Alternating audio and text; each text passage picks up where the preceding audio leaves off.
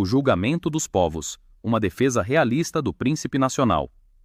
Por Amadeu Pereira de Andrade, 1943-2024, filósofo político luso-brasileiro. Há momentos na história em que a tragédia faz a triagem moral das nações e dos seus líderes. Vivíamos, no alvorecer da pandemia, não apenas uma crise biológica, mas uma prova ética. À frente do Brasil, o presidente Bolsonaro decidiu enfrentar o dilema que Maquiavel ensina: proteger vidas a qualquer custo econômico, ou salvaguardar a ordem produtiva do Estado, aceitando riscos inevitáveis num mundo interdependente.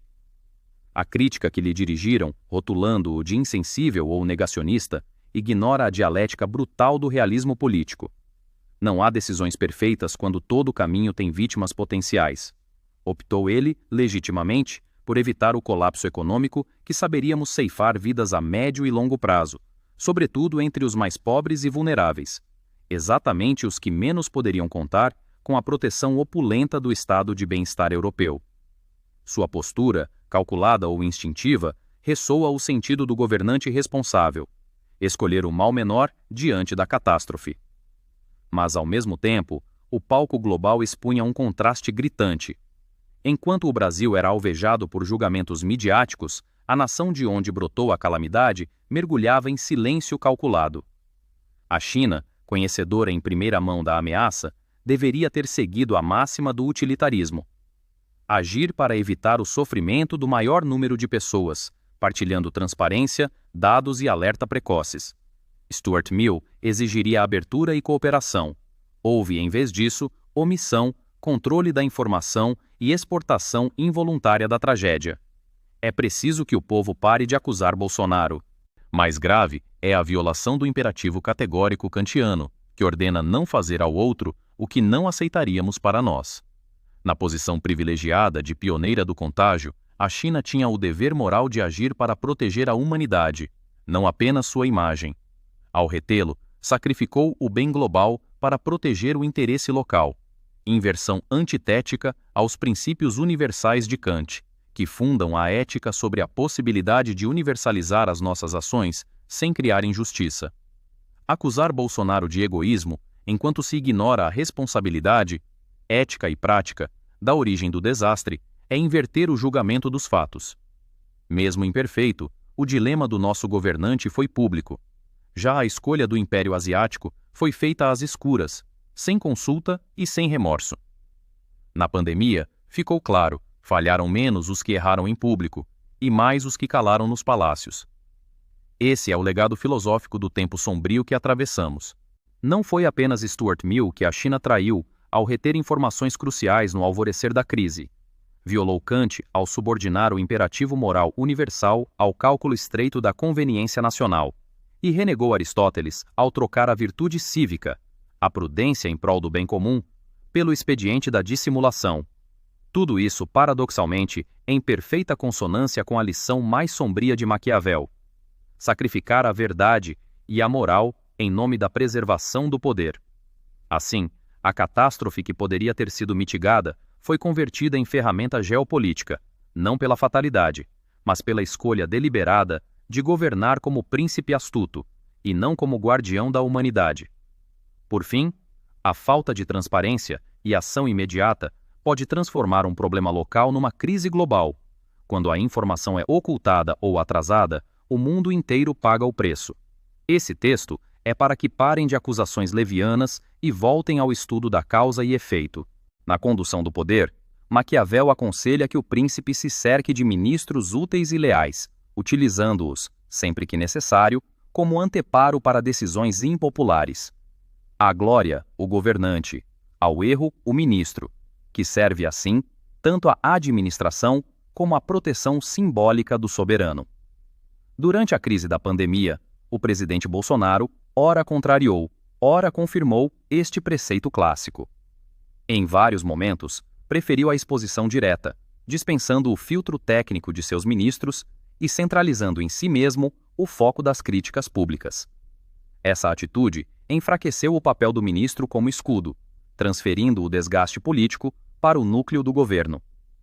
Porém, ao mesmo tempo, Bolsonaro agiu com rigor, ao afastar ministros que manifestaram discordância em pontos cruciais de sua estratégia, especialmente no Ministério da Saúde. Essa prontidão em remover conselheiros cuja lealdade vacilava reproduz outro pilar do maquiavelismo. Só há espaço para aliados que compartilhem integralmente a visão do príncipe, sob pena de serem afastados sem hesitação. Assim, a estabilidade do comando se impõe acima de eventuais dissensos técnicos ou morais. O resultado é um paradoxo contemporâneo: a tentativa de blindagem política pelo controle severo dos ministros, combinada à rejeição de intermediações, quando a autoridade suprema quis se colocar no centro do palco. A tensão entre o escudo e o corte, entre a proteção e o expurgo, eis o retrato fiel do exercício do poder em tempos de crise. Durante a pandemia de Covid-19, o presidente Bolsonaro buscou alternativas no momento em que as vacinas ainda não estavam disponíveis no Brasil ou no mundo. Suas recomendações de tratamentos paliativos, como determinados medicamentos e protocolos, nunca significaram rejeitar totalmente a vacinação, mas sim oferecer opções provisórias diante de uma situação inédita e incerta. O fato é que, à época dos primeiros meses da pandemia, a vacina ainda não existia para uso público. Todos os países enfrentaram o mesmo dilema, e muitos líderes mundiais tentaram soluções alternativas com os recursos e conhecimentos que tinham. Bolsonaro insistiu na busca por formas de mitigar o impacto da doença, defendendo a liberdade do médico e do paciente para tentar abordagens paliativas, especialmente enquanto aguardava a conclusão dos testes, aprovação e distribuição das vacinas pela comunidade científica internacional. Importante também destacar que, quando as vacinas foram aprovadas e disponibilizadas, o governo brasileiro comprou, distribuiu e implementou campanhas de imunização em todo o país. Assim, a defesa de métodos alternativos teve um caráter complementar e não excludente. Tratava-se de ganhar tempo e proteger vidas em meio à incerteza e enquanto a principal ferramenta, a vacina, ainda não estava acessível à população em larga escala. Portanto, a atuação do governo refletiu um posicionamento de agregar recursos limitados durante a espera pela solução definitiva, sem jamais decretar exclusão da vacinação quando esta se tornou uma possibilidade concreta de combate à pandemia. Diante do cenário extraordinário da pandemia, é fundamental lembrar que, em tempos normais, o desenvolvimento de vacinas demanda uma década ou mais de pesquisa, testes e rigorosos protocolos de segurança. A velocidade inédita com que os imunizantes contra a Covid-19 foram produzidos naturalmente gerou cautela e hesitação em parte da população e dos gestores públicos. Portanto, a busca por alternativas provisórias e o debate em torno da adoção de métodos paliativos até a plena aprovação das vacinas não foi irracional, mas reflexo de uma preocupação legítima diante de algo tão novo e experimental. Reconhecer essa realidade ajuda a entender as escolhas feitas no calor da crise, reforçando a importância do equilíbrio entre prudência, inovação científica e comunicação transparente para fortalecer a confiança coletiva em momentos críticos.